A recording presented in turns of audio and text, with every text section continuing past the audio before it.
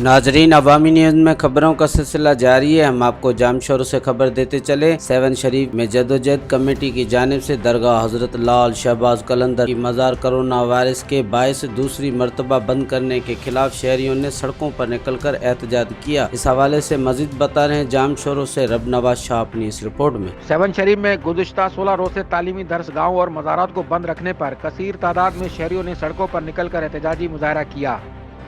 सैकड़ों मुजाहिरीन ने जदोजहद कमेटी की कॉल पर एहतजाजी कैंप से दमाल चौक तक एहतजाजी रैली निकाली। मुजाहिरीन ने एहतजाज करते हुए नारेबाजी की। इस मौके पर रैली से खिताब करते हुए शुरका का कहना था कि सेवन शरीफ में पहले ही अवाम तारीखी महंगाई और बेरोजगारी में मुब्तला है। तालीम, सेहत, मईशत सब कुछ तबाह होकर रह गया है, कुछ बाकी नहीं बचा है। यहाँ की आवाम का माशी कत्ल किया जा रहा है, जिस पर अब हम खामोश नहीं रह सकते। एक तरफ तालीमी इदारों का बंद होना और दूसरा अजीम बुजुर्गान दीन के मज़ारात को बंद करना निहायत अफसोसनाक अमल है। दूसरी जानब शहरियों का यह भी कहना है कि दरगाहों पर आने वाले ज़ायरीन से वहाँ के गरीब और बेसहारा लोगों का 2 वक्त के खाने और रोज़गार का एक ज़रिया बना हुआ होता है।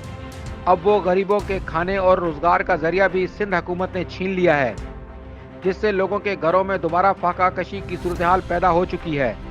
शहरियों ने वज़ीर आला सिंध समेत आला अफसरान से पुरजोर मुतालबा किया है कि फौरी तौर पर तमाम तालीमी इदारों और तमाम मज़ारात समेत सेवन शरीफ की दरगाह हजरत लाल शहबाज कलंदर रहमतुल्लाह अलैह के मज़ार को SOPs के तहत खोला जाए और शहरियों में फैली हुई बेचैनी को ख़त्म किया जाए। मज़ीद खबरों और तफसीलात के लिए विज़िट करें हमारी वेबसाइट www.awamiNewsHD.com।